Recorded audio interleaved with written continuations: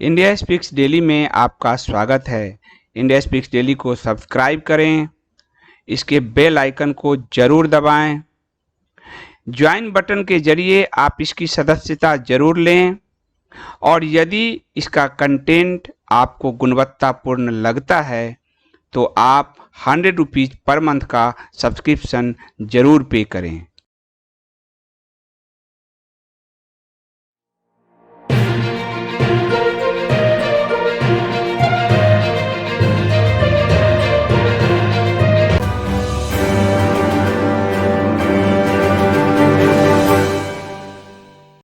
कांग्रेस बौखला गई है।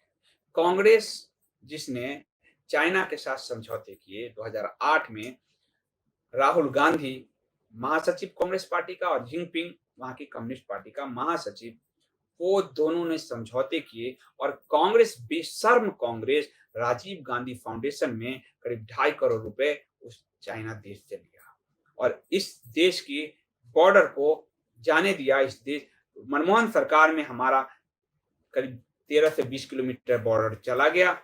उसके अलावा आयात निर्यात नीति में असंतुलन पैदा किया और हम जो है आयातक बन गए। निर्यात हमारी घटती गई, चीन से आयात बढ़ता चला गया। आज सुरजेवाला मुंह से टेढ़ा, बाप की करनी आपने देखे हैं वीडियो में, इसके बाप की करनी। और ये आदमी अपना चुनाव क्षेत्र नहीं जीत सकता और वो बकवास करने के लिए उतरा है। उसने कहा कि चीन हमारी सीमा में घुस आई है और हर देशवासी सरकार से सवाल पूछ रहा है। मैं नहीं पूछ रहा कि सरकार नाम लेने से क्यों डरती है, सरकार नाम लेने से क्यों डरती है। सरकार कूटनीतिक स्तर पे बहुत बड़ा संदेश दे चुकी है।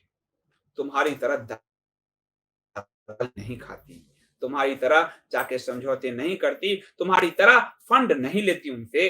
और उसने जो है जर्नलिस्टों के साथ बात में कहा है कि वह देश की रक्षा और चीन को पीछे ढकेलने के लिए क्या कर रहे हैं, ये कांग्रेस जैसी बेशर्म पार्टी पूछ रही है। और उसने कहा कि सभी कांग्रेसी कार्यकर्ता और 130 करोड़ भारतीयों को सुरक्षा बलों पर गर्व है, उन पर भरोसा है। हम हमले के समय चीन को मुंह तोड़ जवाब देने वाले सैनिकों को सैल्यूट करते हैं। लेकिन क्या ये सत्ता में जो बैठे हैं वे चीन का नाम लेने से डर रहे हैं? तुम्हारे बाप के समय चीन घुस गया था 62 में, किया क्या तुमने? और उसके बाद उसके नाती पोतों ने जाके समझौते कर लिए। बेशर्म, कुछ समझा करो।